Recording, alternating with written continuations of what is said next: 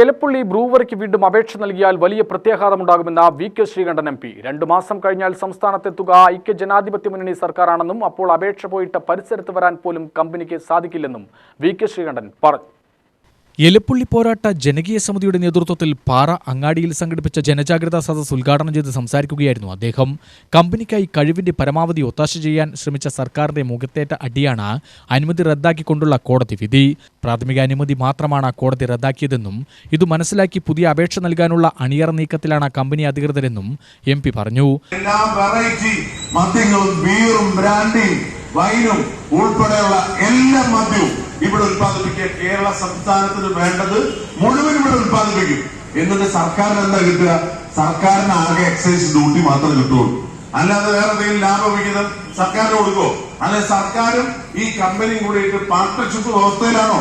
ഇവിടെ 100 ഏക്കറിലധികം കിടക്കുന്ന ഈ മലബാർ ഡിസ്റ്ററീസ് എന്ന് പറയുന്ന കഴിഞ്ഞ വർഷങ്ങളായി കൂട്ടിക്കിടക്കുന്ന ആ ഒരു സ്ഥാപനം അവിടെ കിടക്കുമ്പോഴാണ് ഉത്തരേന്ത്യൻ ലോബിയെ ഒരു ടെൻഡറും ഇല്ലാതെ അല്ലെങ്കിൽ പരസ്യമായിട്ട് ഇതിനൊരു ദർഗാസ് പരസ്യം നൽകാതെ അവരുടെ തീരുമാനം ഒരൊറ്റ സുപ്രഭാതത്തിൽ മന്ത്രിസഭയിൽ ലഭിക്കുക.